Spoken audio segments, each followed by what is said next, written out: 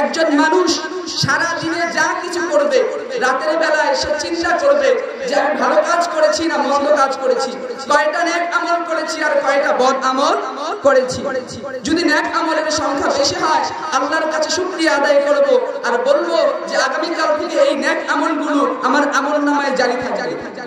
আর যে গুনাহগুলো করেছি, আগামীকাল থেকে এই গুনাহগুলো কি ছেড়ে দেব। এটাকে বলা হয় মুহাসাবা। এটাকে বলা হয় কি? মুহাসাবা, যেটাকে আমরা বাংলায় বলি আত্মসমালোচনা, অর্থাৎ নিজের সমালোচনা নিজে করা। নিজের সমালোচনা কি করা? নিজে করা। এটাকে বলা হয় কি?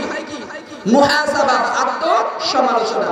এটা উলামায়ে কেরাম বলেন, যে সমস্ত আমল করার ক্ষেত্রে সমস্ত উলামায়ে কেরাম একমত, সেই সমস্ত আমলের মধ্যে এই মুহাসাবা, আত্মসমালোচনা, নিজের সমালোচনা নিজে করা, এটা একটা গুরুত্বপূর্ণ বিষয়। জুড়ে বলুন সুবহানাল্লাহ।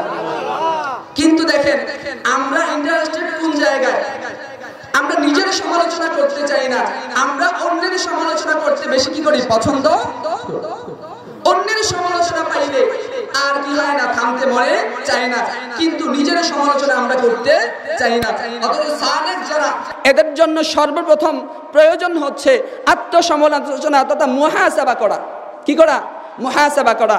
এটা আমার কোনো কথা নয়, বরং এই মুহাসাবা করার জন্য আল্লাহ রাব্বুল আলামিন কুরআনুল কারীমে মুমিনদেরকে নির্দেশ দিয়েছেন। সূরা হাশরে আল্লাহ রাব্বুল আলামিন বলছেন, ইয়া আইয়ুহাল্লাযীনা আমানুত্তাকুল্লাহ, ও দুনিয়ার মানুষেরা, তোমরা যারা ঈমান এনেছো, ইত্তাকুল্লাহ, আল্লাহকে ভয় করো। কাকে ভয় করতে হবে? আল্লাহকে। আল্লাহ রাব্বুল আলামিন কুরআনের যত জায়গায় আল্লাহকে ভয় করার কথা বলেছেন, তত জায়গায় ভয় করার একটা পদ্ধতি বলে দিয়েছেন। ভয় করার কি বলে দিয়েছেন? পদ্ধতি বলে দিয়েছেন। তাইলে পদ্ধতি ছাড়া কি ভয় করা যাবে? যাবে না।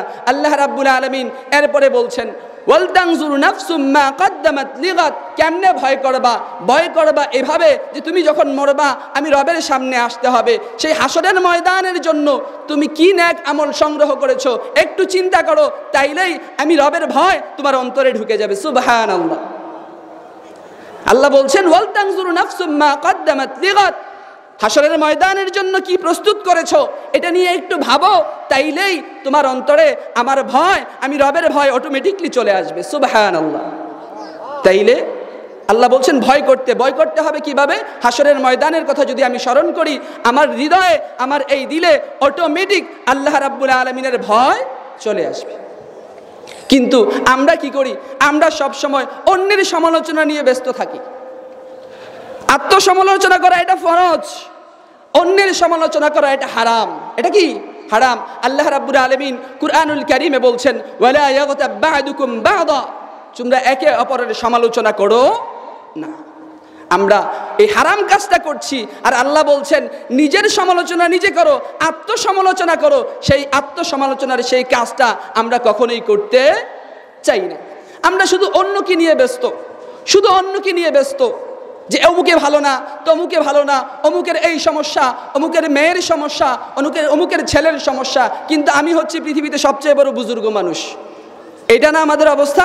অথচ আল্লাহ বলছেন যে অন্যের চিন্তা করো না। ইয়া আইয়ুহাল্লাযীনা আমানু কু আনফুসাকুম ওয়া আহলিকুম নারা, ও দুনিয়ার মানুষেরা, অন্যকে নিয়ে ভাববার চিন্তা পরে করো, আগে নিজেকে জাহান্নামের আগুন থেকে বাঁচাও। কু আনফুসাকুম, আগে নিজেকে জাহান্নাম থেকে বাঁচাও। ওয়া আহলিকুম নারা, নিজেকে বাঁচানোর পরে এরপরে তোমার পরিবার পরিজনের চিন্তা করবা, তাদেরকে জাহান্নাম থেকে বাঁচানোর চেষ্টা করবা। সমাজ, রাষ্ট্র, এলাকা, গ্রাম, এটা তো পরের বিষয়, আগে আমাকে আমার চিন্তা করতে হবে। আল্লাহ বলছেন কু আনফুসাকুম, আগে নিজেকে কি করো? জাহান্নামের আগুন থেকে বাঁচাও, তারপরে তোমার পরিবার পরিজনকে বাঁচাও। এই দুইটা জায়গা যদি তুমি সেফ জোনে রাখতে পারো, তারপরে তুমি গ্রামবাসী নিয়ে চিন্তা করো, ওয়ার্ডবাসীদেরকে নিয়ে চিন্তা করো, ইউনিয়নের লোকদেরকে নিয়ে চিন্তা করো। নিজের চিন্তা বাদ দিয়া অন্যের চিন্তা নিয়ে সময় নষ্ট করার অধিকার আমি আল্লাহ রাব্বুল আলামিন এই পরিমাণ সুযোগ তোমাকে দেই